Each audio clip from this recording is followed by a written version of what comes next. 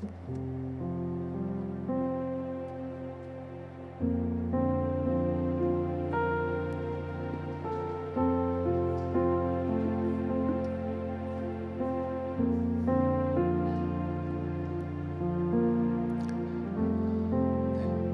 주일 저녁 예배 자리에 나오신 성도 여러분들을 환영하고 축복합니다.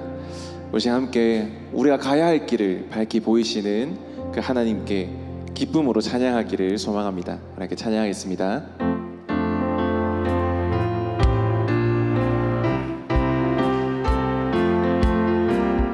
갈 길을 밝히 보이시니 주 앞에 빨리 나갑시다.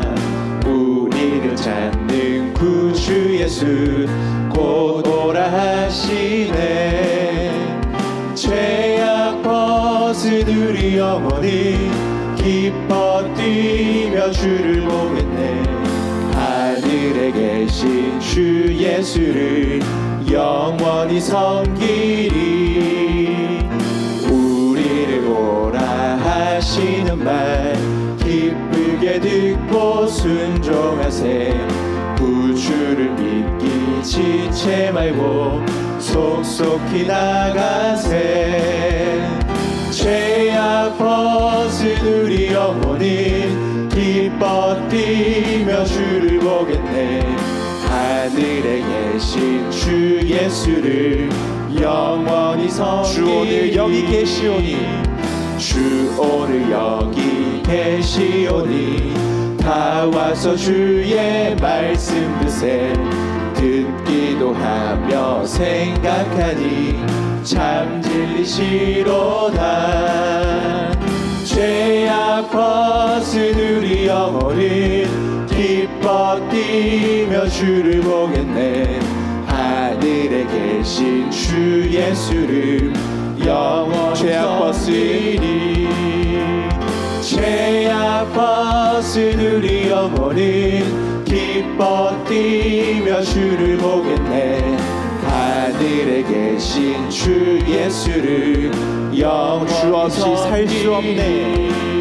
주 없이 살 수 없네. 죄인의 구주여 그 귀한 보배 피로 날 구속하소서. 구주의 사랑으로 흘리신 보혈이 내 소망 나의 위로 내 영광 됩니다. 주 없이 살 수 없네. 나 혼자 못 서리. 힘없고 부족하며 지혜도 없도다. 내 주는 나의 생명 또 나의 힘이라. 주님을 의지하여 지혜를 얻으리. 주 없이 살 수 없네. 내 주는 아신다. 내 영의 깊은 간구 마음의 소원을 주밖에 나의 마음 네 알아주리요. 내 마음 위로하사 영원케 하시네. 주 없이 살 수 없네. 주 없이 살 수 없네. 세월이 흐르고 이 깊은 고독 속에 내 생명 끝나도 사나운 풍랑일 때 날 지켜주시니 내 곁에 계신 주님 늘 힘이 됩니다. 주 없이 살 수 없네. 세월이 흐르고 이 깊은 고독 속에 이 깊은 고독 속에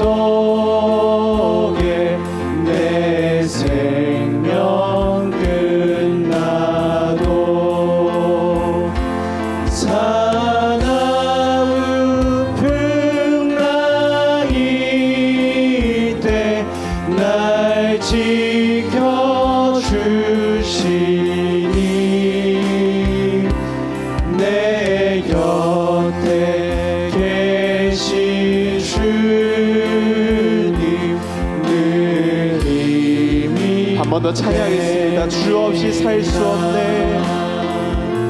주 없이 살 수 없네. 세월이 흐르고 세월이 흐르고 이 깊은 고통 속에 내 생명 끝나도 사나운 풍랑일 때 날 지켜주시니 내 곁에 계신 주님 늘 힘이 됩니다. 아멘.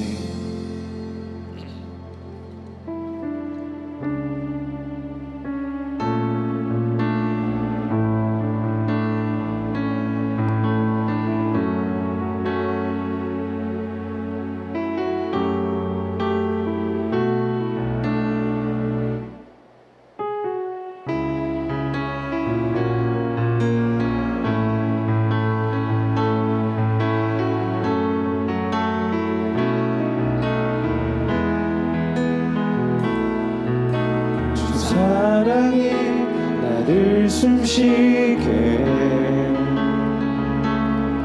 세상 그 어떤 어려움 속에도 주 은혜로 나를 돌보시며 세상 끝날까지 지켜주시네. 주 사랑이 나를 이끄시네. 내가 갈 수 없는 그곳으로 주의 사랑 나를 붙드시며 세상 끝날까지 우리 한 번 더 고백하겠습니다. 주 사랑이 나를 숨쉬게 해.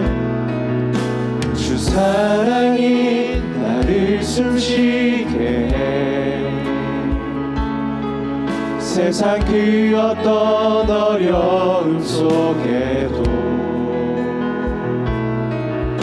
주 은혜로 나를 돌보시며 세상 끝날까지 지켜줄 주 사랑이 나를 이끄네. 주 사랑이 나를 이끄시네. 내가 갈 수 없는 그곳으로 주의 사랑 나를 붙드시며 세상 끝날까지 인도하시네. 주님만이 내 아픔 아시며 주님만이 내 맘 어루만지네. 어느 누구도 나를 향하시 주님의 사랑을 끊을 수 없네. 주님만이 내 능력이시며 주님만이 나의 구원이시네. 어느 누구도 나를 향하시 주님의 사랑을 끊을 주님만이 내 아픔 아시며 주님만이 내 아픔 아시며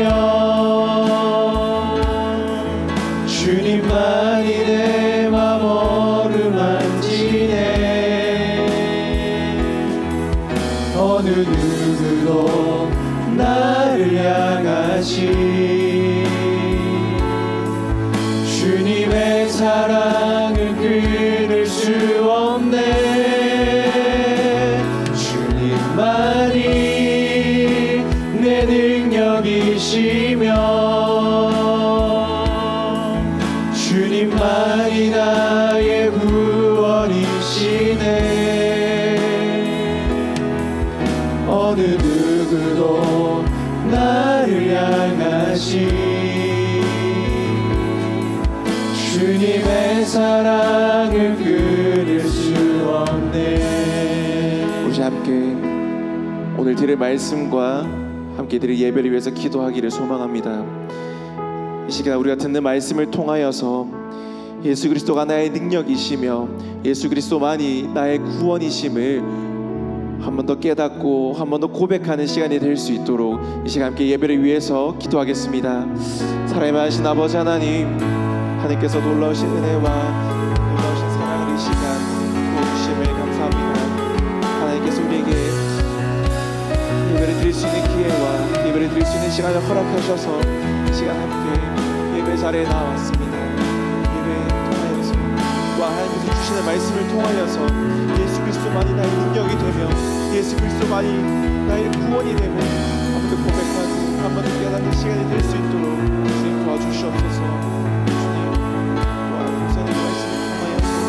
더욱더 하나님의 말씀을 깨닫기를 소망합니다.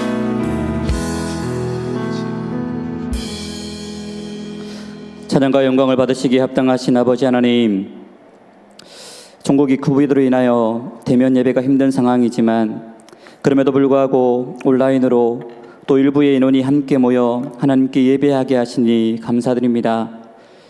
이 시기에 우리의 마음이 흩어지지 않게 하시고 더욱더 주를 의지하고 찾고 모일 수 있는 우리의 삶이 되게 하여 주시옵소서. 오늘날 교회가 이렇게 세상 사람들의 지탄의 대상이 된 것이 우리의 잘못임을 고백합니다. 이 땅의 교회가 세상의 빛으로 소금으로서의 사명을 감당치 못하고 교회의 본질을 회복하지 못한 잘못임을 고백하오니 우리의 죄악을 용서하시고 이번 사태로 인해 한국 교회가 본질을 찾고 회복하는 기회가 되게 하여 주시옵소서. 오직 하나님을 구하고 하나님을 의지하며 하나님의 뜻을 옳게 분별함으로 이 땅을 향하신 하나님의 뜻이 우리 교회들을 통해 나타나게 하여 주시옵소서. 이 일에 우리 교회가 앞장서게 하시고 세상의 본이 되는 교회, 세상 사람들에게 인정받고 하나님께 칭찬받는 교회가 되는 일에 최선을 다하게 하여 주시옵소서. 특별히 이 나라와 민족을 위해서 기도합니다. 무엇보다 코비드가 전국적 대유행으로 이어지지 않게 하여 주시고 지역 확산과 교회를 통한 확산이 더 이상 일어나지 않도록 지켜 보호하여 주시옵소서. 또한 하루속히 백신과 치료제가 개발되어 코비드의 어려움에서 하루속히 벗어날 수 있도록 은혜 더하여 주시옵소서. 사랑하는 주의 백성들을 지켜 보호하여 주시기를 소망합니다. 코비드로 인해 우리 성도들 가정과 직장 그리고 지역사회에 어려움이 없도록 지켜주시고 육신적으로나 정신적인 질병으로 고통 중에 있는 주의 백성들에게 치료의 강선을 바라여 주시어 머리끝에서 발끝까지 온전함을 누리게 하여 주시옵소서. 특별히 이 시간 다음 세대를 위해 중보하며 기도합니다. 이미 개학을 한 학교도 있고 이제 개학을 앞두고 있는 학교도 있습니다. 하나님, 우리 학생들이 코비드로 인한 염려와 불안으로 수업에 집중하지 못하는 일이 없도록 하나님께서 지켜보아여 주시고 또 온라인 수업으로 인하여서 학습의 질이 떨어지거나 제대로 배우지 못하는 일이 없도록 하나님께서 긍휼을 더하여 주셔서 우리 학생들이 흔들리지 않고 학생회 때에 본분을 다하여 최선을 다하여 잘 배울 수 있도록 은혜 더하여 주시고 축복하여 주시옵소서. 특별히 우리 젊은 청년들을 위해서 중보하며 기도하며 나아갑니다. 직장을 구하는 일에 또 결혼을 앞두고 교를 준비하는 일에 하나님께서 문을 열어주셔서 그 모든 문들이 순적하게 열리게 하여 주시고 너무나도 어려운 기로에 있지만 그들이 끝까지 최선을 다하여서 좋은 직장을 잘 구할 수 있도록 하여 주시고 또한 결혼의 문도 순적하게 열릴 수 있도록 하나님 은혜를 다하여 주시고 인도하여 주시옵소서. 특별히 이 시간에 우리 교회를 위해서 중보하며 기도하며 나아갑니다. 우리가 이 시간에 함께 모여서 예배하지 못한다 하더라도 하나님 우리의 마음이 늘 하나님을 향하여 있게 하여 주시고 더욱더 이 시간을 통하여서 우리가 하나님과 1대1의 만남을 경건의 시간을 잘 유지할 수 있는 시간들이 되어질 수 있도록 하여 주셔서 모이지는 못한다 하더라도 집에서 하나님의 말씀을 묵상하고 또 온라인 예배를 통하여서 온라인 또 기도회를 통하여서 개인의 신앙을 다시 한 번 더 점검하는 귀하고 복된 시간이 되어질 수 있도록 주여 축복하여 주시고 인도하여 주시옵소서. 특별히 이 시간에 예배를 위해서 중보하며 기도하며 나아갑니다. 하나님, 우리가 온라인으로 또 비록 소수의 인원들이 모여서 하나님 앞에 예배하는 이 시간이지만 우리의 마음과 뜻과 정성을 다하여 드리는 예배가 되어지게 하여 주시고 이 시간에도 하나님의 임재가 우리 가운데 깊이 임하여서 하나님을 깊이 만나고 말씀을 통한 하나님의 뜻을 깨달아 아는 시간이 되어질 수 있도록 주여 축복하여 주시옵소서. 단위에 세워주신 김용정 목사님, 하나님께서 능력 위에 능력으로 드립혀 주셔서 그 입에서 선포되어지는 말씀이 살아있는 하나님의 말씀을 우리에게 증거되어지게 하여 주시고 우리는 그 말씀을 붙잡고 이 땅 가운데 이 시대에 어떻게 살아야 될지를 옳게 분별함으로 하나님의 뜻을 드러내는 삶 살아갈 수 있는 우리의 삶의 모습들이 되어질 수 있도록 주여 축복하여 주시옵소서. 이 시간에도 온전히 하나님의 임재를 구하며 나아갑니다. 하나님께서 우리 가운데 역사하여 주시고 주의 성령으로 충만하게 하여 주시고 은혜 드립혀 주시옵소서. 함께 하실 것을 믿고 나오며 감사드리며 살아계신 주 예수 그리스도 이름으로 기도드립니다. 아멘.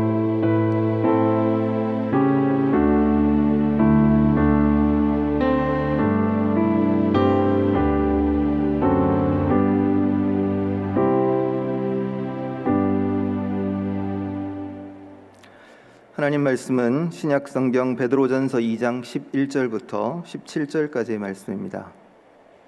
베드로전서 2장 11절부터 17절까지의 말씀을 제가 봉독하도록 하겠습니다. 사랑하는 자들아, 거류민과 나그네 같은 너희를 권하노니 영혼을 거스려 싸우는 육체의 정욕을 제어하라. 너희가 이방인 중에서 행실을 선하게 가져 너희를 악행한다고 비방하는 자들로 하여금 너희 선한 일을 보고 오시는 날에 하나님께 영광을 돌리게 하려 함이라. 인간의 모든 제도를 주를 위하여 순종하되 혹은 위에 있는 왕이나 혹은 그가 악행하는 자를 징벌하고 선행하는 자를 포상하기 위하여 보낸 총독에게 하라. 곧 선행으로 어리석은 사람들의 무식한 말을 막으시는 것이라. 너희는 자유가 있으나 그 자유로 악을 가리는 데 쓰지 말고 오직 하나님의 종과 같이 하라. 뭇사람을 공경하며 형제를 사랑하며 하나님을 두려워하며 왕을 존대하라. 아멘. 오늘 베드로전서 2장 11절부터 17절까지 말씀을 가지고 적대적인 세상에서 그리스도인으로 살아남기라는 제목으로 말씀을 전하려고 합니다. 설교 제목이 좀 깁니다. 그죠? 네, 설교 제목이 길면 기억하기가 어렵습니다. 그래서 처음에 이 제목을 택했다가 좀 짧고 임팩트 있는 제목이 없을까 고민을 많이 하면서 설교 제목을 바꿨습니다. 뭐라고 바꿨었냐면 슬기로운 신앙생활. 얼마 전에 유행했던 인기를 끌었던 드라마 제목을 패러디를 했는데 8월 첫 주 저녁 예배에 다른 부목사님이 이 제목으로 설교를 하셨다고 행정 목사님이 저한테 다른 걸로 바꿔라 까였습니다. 그래서 결국 처음으로 다시 돌아왔습니다. 설교 제목을 어떻게 하느냐를 떠나서 정말 요즘은 지혜롭고 슬기롭게 우리가 신앙생활을 해야만 할 것 같은 그런 시점입니다. 지금은 교회가 거의 공공의 적이 된 것 같은 그런 분위기고요. 일부에서는 여전히 계속해서 자살골을 넣고 있는 상황이기 때문에 이 코로나 상황이 진정이 된다 하더라도 과연 기독교인들이 사회로부터 어떤 평가를 받을 수 있을지에 대해서 우리가 별로 자신할 수 없는 그런 엄중한 시기를 맞이하고 있는 것 같습니다. 코로나가 종식된다 하더라도 아마 비기독교인들이 기독교인들에게 가지는 인식은 단기간에 좋아질 것 같지가 않습니다. 어떤 분들의 평가에 의하면 앞으로 향후 50년 동안 한국 교회는 계속해서 내리막을 걸을지도 모르겠다라는 그런 절망적인 비관적인 평가를 하는 분들도 계십니다. 그렇다면 오늘 우리는 이 어려움을 어떻게 극복해 나가야 될까요? 앞으로 계속해서 교회를 향한 사회의 시선은 따갑고 그리고 부정적이 될 것인데, 그런 세상 속에서 우리가 어떻게 그리스도인으로서의 삶을 유지하며 살아야 될 것인가 하는 것은 굉장히 중요한 질문이라고 생각합니다. 저는 오늘 베드로전서에 있는 말씀을 통하여서 한 2가지 정도 교훈을 찾아보고자 합니다. 과연 우리는 어떻게 해야 될까요? 첫 번째는 우리의 신분을 잊지 말아야 한다는 것입니다.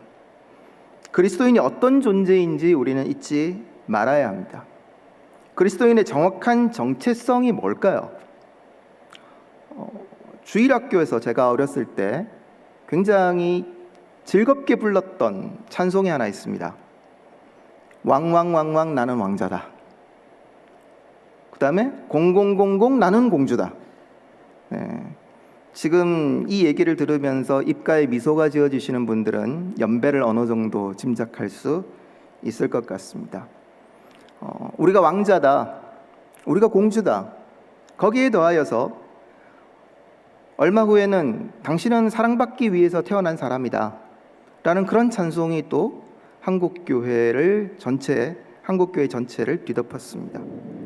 그러다 보니까 우리 그리스도인들이 가지게 되는 생각 가운데, 그래 나 공주야, 그래 나 왕자야, 나 사랑받기 위해 태어났어, 나는 존중받을 가치가 있는 사람이야.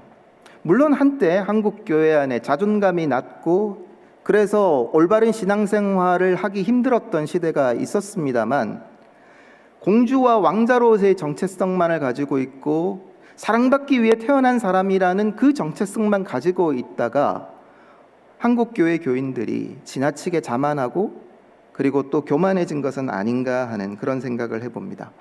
여러분, 사실 성경에 보면 우리를 왕자다, 공주다, 사랑받기 위해 태어났다라고 그렇게 명시적으로 이야기하고 있는 곳은 없습니다. 오히려 성경은 그리스도인들을 향하여서 너희가 죄인이다, 그리고 너희는 연약한 자들이다, 하나님 앞에서 내가 얼마나 부족한 사람인가에 대해서 알아야 한다라고 이야기하고 있지, 우리가 존귀하다, 우리가 사랑받기 위해 태어났다, 그렇게 성경은 말하고 있는 것이 아니라는 것입니다. 여러분, 마찬가지입니다. 오늘 베드로전서에서도 성경은 우리를 향하여서 무엇이라고 얘기하고 있을까요? 먼저 베드로전서 전체의 주제를 한번 살펴보면, 하나님의 은혜로 부르심을 받아 구원받은 그리스도인들이 고난 가운데서 소망을 품고 인내하며 살아가는 것, 이것이 곧 하나님께 영광 돌리는 삶이다라는 것을 이야기하고 있습니다. 우리가 이 큰 맥락 속에서 베드로전서를 살펴볼 필요가 있다는 겁니다. 그렇게 보면 베드로전서 1장 1절부터 12절까지는 서론에 해당되고요, 그 다음에 1장 13절부터 2장 10절까지는 우리에게 베푸신 하나님의 은혜, 그 은혜의 부르심 앞에 성도들이 어떻게 반응해야 하는가에 대한 이야기를 하고 있습니다. 그리고 이제 2장 11절부터 17절까지 오늘 우리가 읽었던 본문인데요, 2장 11절부터 17절까지는 두 번째 주제가 나타납니다.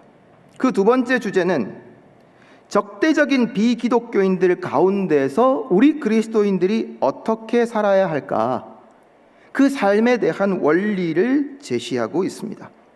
그리고 나서 베드로 사도는 2장 18절부터 계속해서 다양한 고난에 대처하는 그리스도인들의 자세에 대하여 여러 가지 예를 들어서 설명하고 있습니다.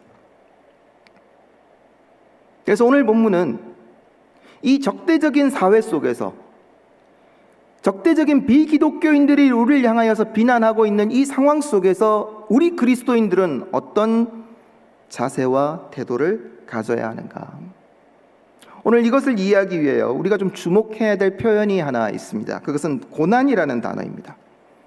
여러분, 고난이라는 단어를 들으시면 어떤 생각이 먼저 떠오르시나요? 베드로전서가 기록된 시기가 초대교회였다는 것을 감안한다면 이 고난이라는 단어를 들으시면서 여러분들이 물리적인 핍박이나 무서운 박해를 생각하시기가 쉬울 것 같습니다. 그러나 여러분, 베드로전서가 다루는 고난은 그런 분위기와는 전혀 거리가 멉니다. 국가적인 박해가 있었던 시기가 아니었기 때문입니다. 초대교회를 향한 국가적인 전체적인 박해는 AD 95년 이후부터 일어납니다. 그러나 베드로전서가 기록된 시기를 AD 70년 이전이라고 우리가 가정을 한다면, 물론 네로 황제와 같은 그런 핍박과 박해가 일시적으로 있기는 했었지만 기독교인들을 향한, 교회를 향한 전면적이고 그리고 무자비한 그런 박해가 일어났던 시기는 아니라는 것입니다. 그렇기 때문에 우리는 베드로전서가 이야기하는 고난을 좀 다른 각도에서 접근할 필요가 있습니다.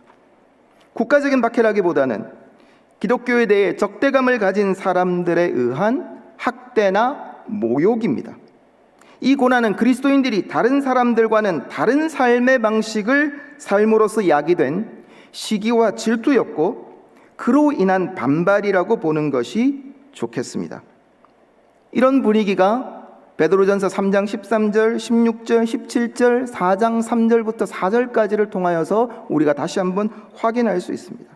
따라서 여러분, 이 고난은 그 당시 그리스도인들이라면 누구나 피해갈 수 없었던 필연적인 결과였습니다. 특별히 신실한 그리스도인이라면, 자기 자신을 하나님께 의탁하고 헌신해서 남은 평생을 예수 그리스도와 함께 고난받는 길을 가기로 결단했던 그리스도인이라면 누구나 피해갈 수 없었던 그런 길이라는 것입니다. 그래서 베드로 사도는 고난을 묘사하기 위하여서 박해를 뜻하는 단어를 사용하지 않습니다. 헬라어로. 베드로가 사용했던 이 고난에 해당 단어는 파스코라는 단어인데요, 이 단어는 부당하게 당하는 대우나 형벌을 의미합니다. 자, 그렇다면 베드로 사도는 11절에서 이처럼 피할 수 없는 부당한 고난을 감당해야 하는 그리스도인들을 향하여서 뭐라고 부르고 있을까요? 여러분, 11절 말씀 보시면, 사랑하는 자들아 거류민과 나그네 같은 너희를 권하노니.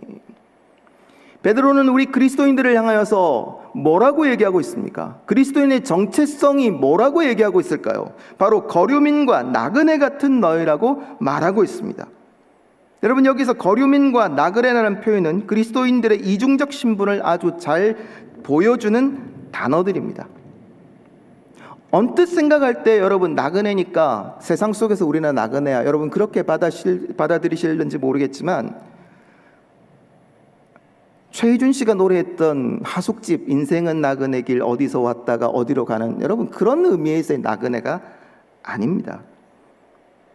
이 거류민과 나그네라는 표현은 포괄적인 의미입니다. 임시로 거주하는 외국인들이고 여행자라는 뜻을 가지고 있습니다. 그렇기 때문에 이들은 안정과 번영의 축복을 포기하기로 한 사람들입니다. 국가의 제도에 복종하고 세금을 내면서 살아가지만 정작 다른 시민들처럼 존중과 보호를 받지 못하는 그 길을 선택한 사람들을 의미하는 것입니다.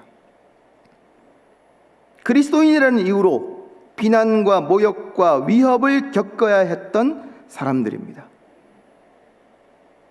그래서 베드로가 고난에 관한 이야기를 본격적으로 시작하기 전에 그리스도인들을 거류민과 나그네라고 정의한 것은 아주 의미가 심장합니다.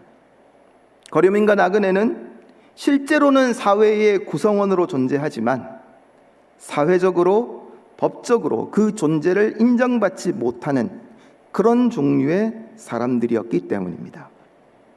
다시 말하면 온갖 사회적 불이익과 비난 앞에서 아무런 보호막 없이 그대로 노출되어져 있는 상태에 있었던 사람.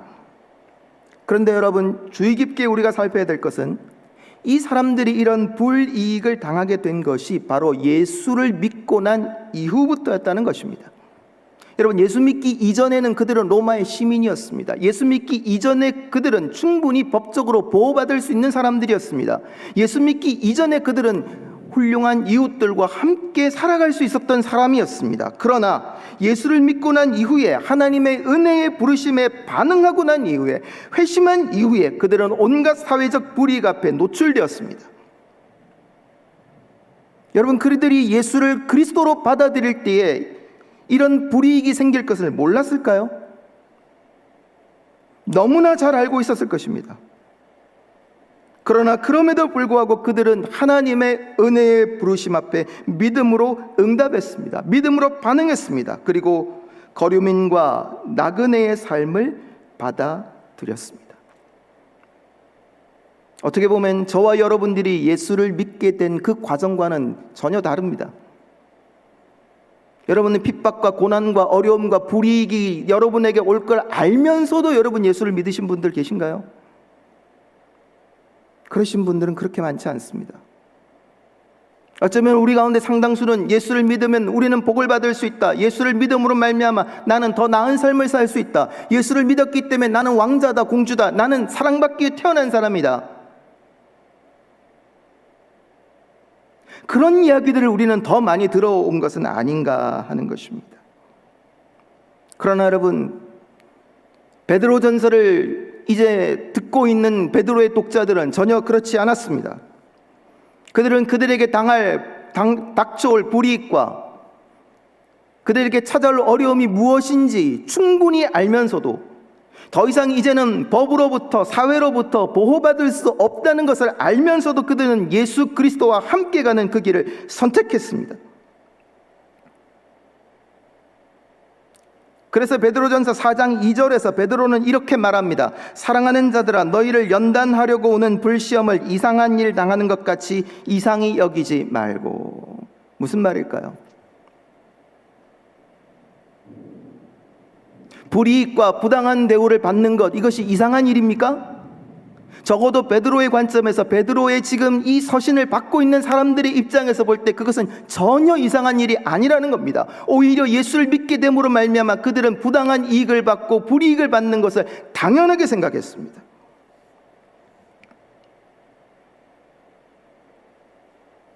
어쩌면 저와 여러분들이 지금 오히려 더 이상한 시대를 살아가고 있는지 모릅니다. 그리스도인이 비그리스도인들이 주도하는 세상 속에서 불이익을 겪는 것, 비난을 당하는 것, 수치와 모욕을 겪는 것, 이것은 전혀 이상한 일이 아닙니다. 이것이 바로 거류민과 나그네의 삶이기 때문입니다. 사랑하는 여러분, 여러분들이 이 사실을 받아들이실 수 있으십니까? 우리는 임시로 거주하는 사람이고 단지 여행자일 뿐이고, 그렇기 때문에 국가의 보호와 국가가 제공하는 그런 혜택들을 받지 못한다 하더라도 나는 예수 그리스도를 따르는 따르는 사람의 삶을 살겠다라고 우리가 결단할 수 있겠느냐라는 것입니다.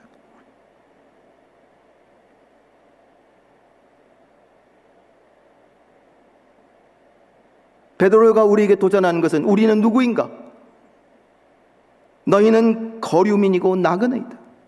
이 사실을 잊지 말라. 사랑하는 성도 여러분, 앞으로 향후 50년 동안 어쩌면 기독교는 계속해서 사회로부터 비난과 수치와 모욕을 당할지 모릅니다.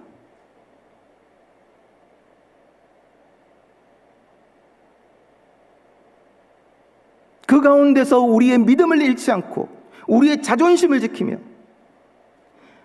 하나님이 은혜로 나를 부르셨기 때문에 오늘 내가 이 자리에 있습니다. 나는 믿음으로 끝까지 살아가겠습니다.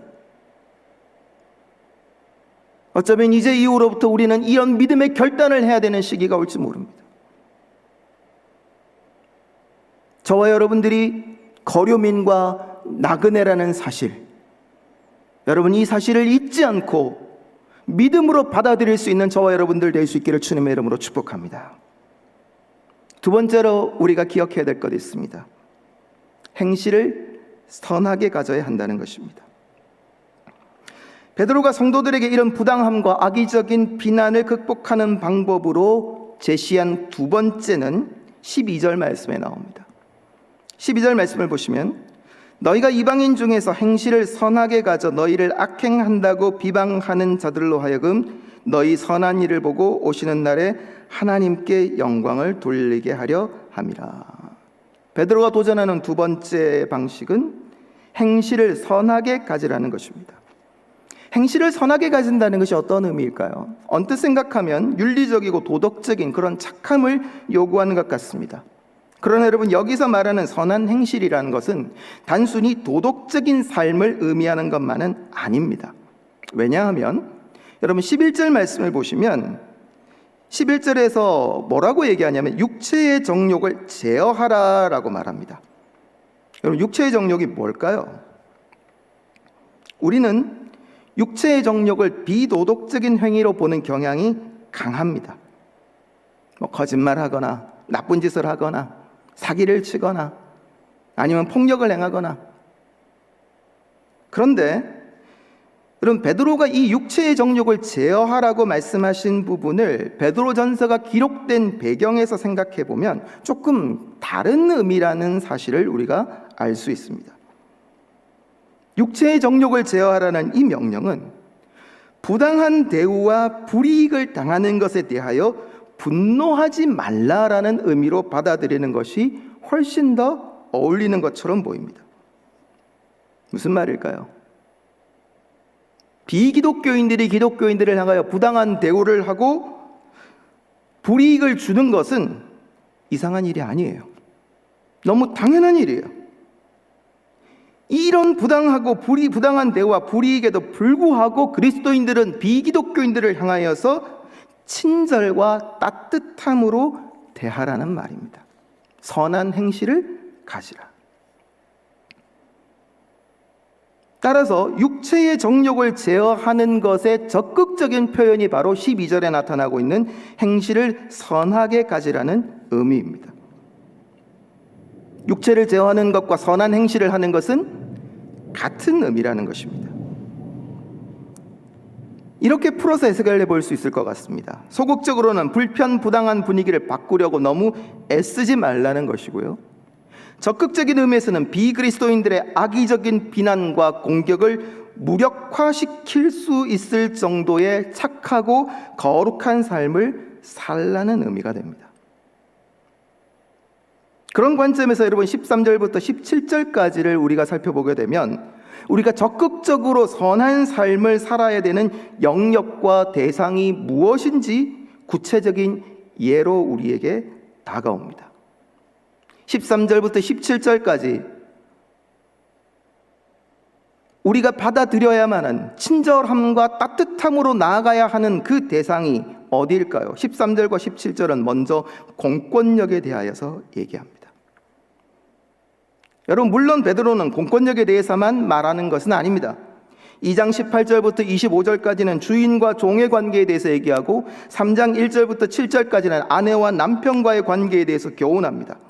불편부당함과 억울함으로 인한 분노를 가지고 우리를 정당하게 대우해 주지 않는 것에 대하여서 답답함을 가지고 바로잡으며 우리의 권리를 찾기 위하여 애쓰고 싶은 마음, 여러분, 이런 마음은 누구에게나 있습니다. 우리가 기독교인이라고 해서 그런 마음을 가지지 않아야 된다는 것이 아닙니다. 우리도 사람이기 때문에, 우리도 어쩔 수 없는 인간이니까 우리를 향하여 다가오는 그 부당함과 억울한 대우들에 대하여 우리는 항변하고 싶어지고 그것을 풀어서 이해시키고 싶고 그것은 잘못된 것이라고 얘기하고 싶은 그런 마음이 있을 것입니다. 그것이 잘못된 것은 아니지만, 그러나 그리스도인들은 나그네와 거류민들로 살기로 작정한 사람들이기 때문에 내 개인의 마음의 소리와 욕망을 제어하고 악을 악으로 갚지 않는 삶을 살아야 한다라는 의미입니다.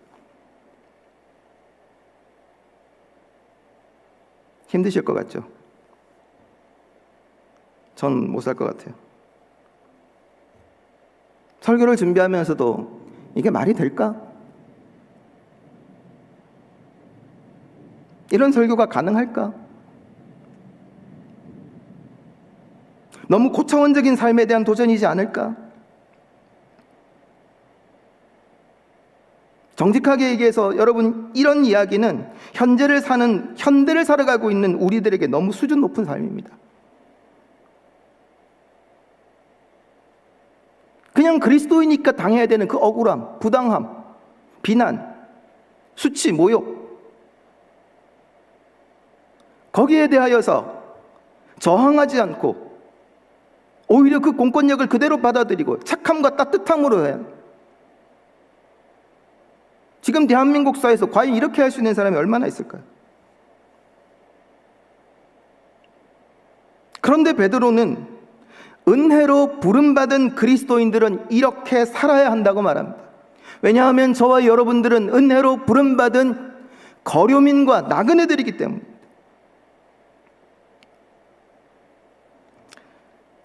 여러분, 전 세계 그리스도인이 얼마나 될까요? 2018년도를 기준으로 해서 전 세계의 기독교 인구는 약 25억 정도로 조사가 되었습니다. 한 3분의 1 정도 됩니다. 전체 인구의 33% 정도. 근데 여러분, 이 33% 안에는 카톨릭이 한 50%가 되고요, 동방교회가 12%, 우리 개신교는 22%밖에 안 됩니다. 한 5억 5천 명 정도. 그 다음에 기타가 17%고요. 그럼 한국의 기독교 인구는 얼마나 될까요? 2015년을 기준으로 봤을 때 약 19.7% 정도, 967만 정도라고 합니다. 그러면 여러분, 초대교회 당시의 기독교인의 비율은 어느 정도였을까요? 2000년 전에 통계가 남아있지 않기 때문에 우리는 알 수 없습니다. 그러나 정확히 조사하는 것은 불가능하지만 대략적인 추정을 한 학자가 있습니다. 로드니 스타크라는 사회학자인데, 그는 AD 40년의 기독교 인구를 1000명으로 산정했습니다. 그리고 매 10년마다 40% 정도 성장했다고 가정을 했어요. 연평균 한 3.4% 정도 됩니다. 이 모델에 따르면 AD 40년에 1000명으로 시작했던 기독교가 100년경에는 7530명이 됩니다. 로마 제국 전체 인구의 0.0126%입니다. 그리고 200년경에는 21만 7795명, 0.36%, 250년경이 되어야 한 110만 정도 됩니다. 그때가 한 1% 정도 되는 거죠. 그러다가 300년 정도 되면 한 600만 명 정도로 성장을 하게 됩니다. 예수님의 가르침을 따르는 소수에게서 시작된 복음의 능력이 300년을 지나는 동안 수많은 핍박과 어려움 속에서도 600만 명에 가까운 숫자로 성장했다는 것을 우리에게 보여줍니다. 뭘 의미할까요? 나그네와 거류민으로 살았습니다. 비그리스도인들 사이에서 그리스도인들이 알 수 없는, 이유 없는 비방과 수치와 모욕과 부당한 대우를 받으면서도 그들은 끝까지 버텨내고 그 가운데서 친절과 따뜻함으로 비그리스도인들을 향하여서 다가갔습니다. 그 삶을 살았을 때에 300년 이후에 600만 명의 그리스도인들이 로마 제국에 존재하게 된 것이죠. 그럼 누가 베드로가 말하는 삶을 살고 싶었을까요? 초대교회 그리스도인들은 기쁨과 즐거움으로, 그래 내가 예수 믿었으니까 이제 난 나그네야 거류민이야, 누가 나를 욕을 해도 나는 기쁘고 즐거워, 이렇게 생각했던 사람이 얼마나 있었을까요? 거류민과 나그네 같은 삶이 정말 그들에게는 행복하고 좋았을까요? 만약 우리가 부당한 대우와 불이익을 받으면서도 그리스도인의 삶을 살아야 한다면 우리 가운데 얼마나 기쁨으로 예수 그리스도를 따라가는 삶을 선택할까요? 그런데 하나님의 은혜로 부르심을 받은 소수의 그리스도인들은 거류민과 나그네가 되기로 결정했습니다. 그리고 부당한 대우와 불이익을 묵묵히 받아들이고 오히려 선한 행실로 비그리스도인들을 놀라게 만들었습니다. 하나님 나라에 대한 소망이 있었기 때문입니다. 그래서 베드로전서 3장 15절은 이렇게 말합니다. 너희 마음에 그리스도를 주로 삼아 거룩하게 하고 너희 속에 있는 소망에 관한 이유를 묻는 자에게는 대답할 것을 항상 준비하되 온유와 두려움으로 하고, 부당한 대우와 불이익에도 불구하고 인내함으로 오래 참음으로 비그리스도인들의 마음에 궁금함을 불러일으키는 그런 삶을 살았던 사람들이 초대교회의 성도들이었습니다. 엊그제 정말 안타까운 뉴스를 하나 접하게 되었습니다. 8월 29일자로 목회 데이터 연구소가 발표한 자료였는데요, 아마 읽어보신 분들도 계실 겁니다. 지난 6월 달에 조사한 내용입니다. 종교인에 대한 인식을 조사했습니다. 그냥 이미지가 어떠냐, 천주교, 불교, 기독교 놓고 딱 들었을 때 어떤 이미지가 떠오르느냐? 천주교와 불교에 대해서 온화하다. 이게 천주교 34.1%, 불교 40.9%. 따뜻하다. 천주교 29.7%, 불교 27.6%. 자, 그럼 개신교는 어떠냐? 거리를 두고 싶다. 32.2%. 이중적이다. 30.3%. 정말 그 다음 가슴 아픈 표현인데 사기꾼 같다. 29.1%. 여러분, 이건 광화문 집회가 발생하기 전이에요. 6월 달에 조사가 됐기 때문에. 코로나가 확산되기 전입니다. 지금은 더 악화되지 않았을까라는 생각을 해봅니다.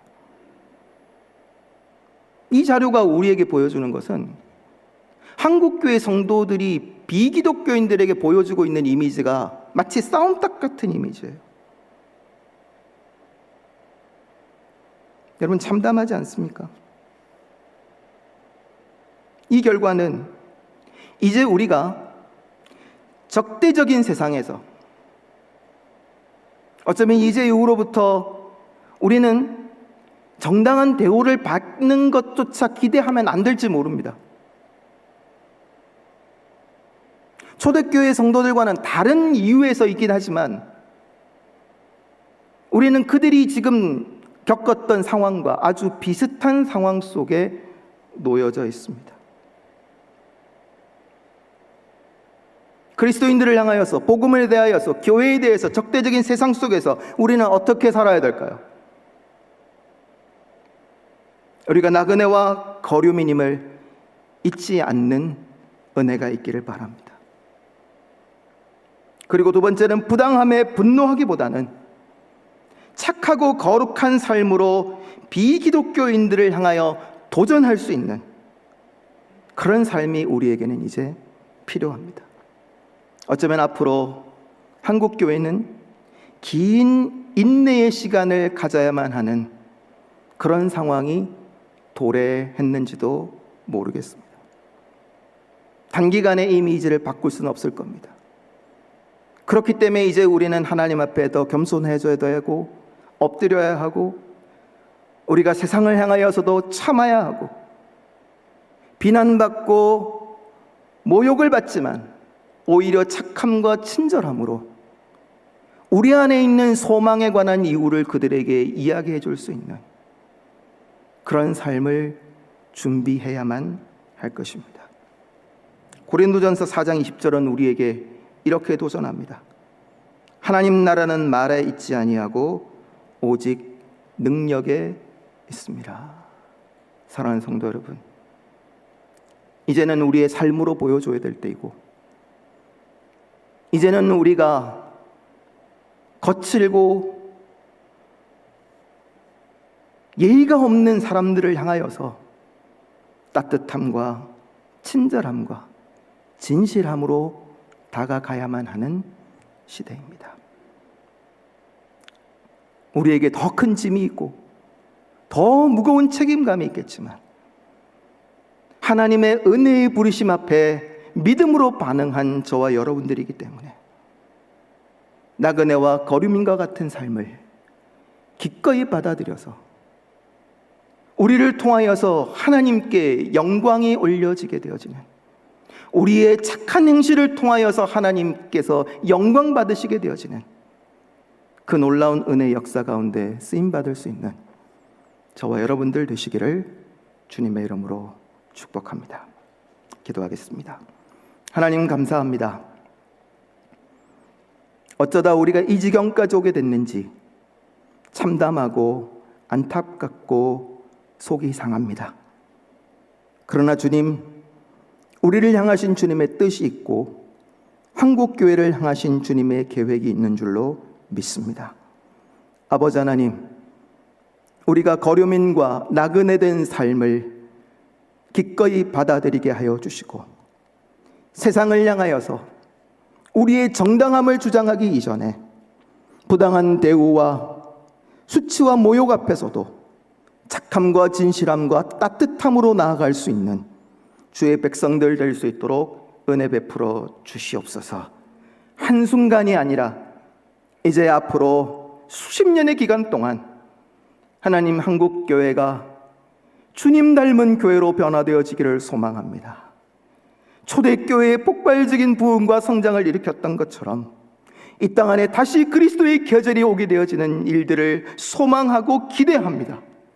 하나님 이 일을 위하여 헌신할 주의 종들을 일으켜 주시고 보이지 않는 곳에서 묵묵히 수치와 모욕을 당하면서도 포기하지 않고 인내하며 끝까지 믿음으로 살아가는 하나님의 백성들을 일으켜 주시옵소서. 감사드리며 예수님의 이름으로 기도하옵나이다. 아멘. 주 예수 그리스도의 은혜와 하나님의 다함이 없는 사랑과 성령 하나님의 함께 하시는 은혜가 오늘 이 자리에 모인 주의 백성들 머리 위에, 그리고 유튜브를 통하여 영상 예배를 드리고 있는 모든 성도들 머리 위에 지금부터 영원토록 함께 있을지어다. 아멘.